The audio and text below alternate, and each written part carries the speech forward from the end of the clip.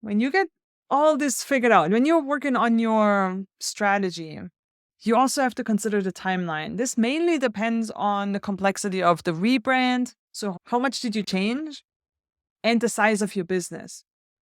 And it depends a little bit on what you're planning for your launch strategy. If you're planning a big open house that requires more planning and more work up front than if you're just doing it all online. But here's a general outline that you can use as a starting point.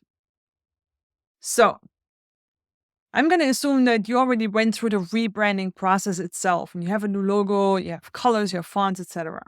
You have compiled everything in a brand style guide and you've hosted a training for your team members about your new brand and how to implement it. So that was the rebranding phase, right? Now we're going into the pre-launch. So you need to plan your launch. You want to have a comprehensive launch strategy that includes your key communication channels. So where is this going to happen? Are you going to be on TV or is it social media, email, all those things? You got to figure out engagement tactics. Like I was just talking about, do you want to involve your team and your customers somehow, right? And you need to figure out the launch events. You need to create a detailed content calendar outlining when and where each piece of content will be shared. The next step is creating teaser content that generates the curiosity and excitement among the audience. Remember, I shared about how Apple is doing this. So think about how you can tease what's coming before you actually launch that new brand. So craft some messaging and craft some visuals for the full brand launch. Then you start your teaser campaign across your various communication channels to start building that anticipation. You can share some cryptic or partial glimpses of the rebrand to spark some curiosity. Next step, countdown. When is it happening? Get people excited about it. And then intensify the teaser campaign. Start that countdown timer to the official launch date. Share that launch date.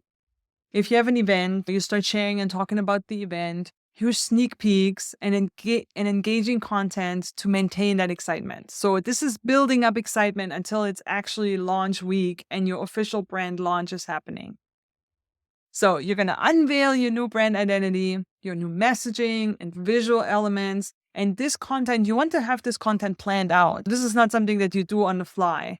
This is what you create during the pre-launch.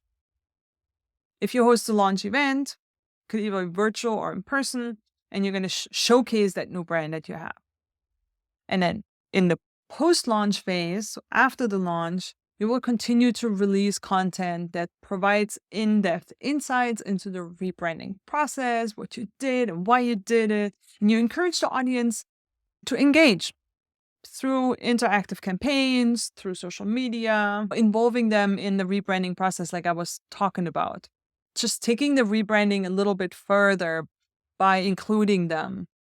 The main pieces are in place, but now you're encouraging them to participate by helping to design t-shirts or water bottles or anything like that.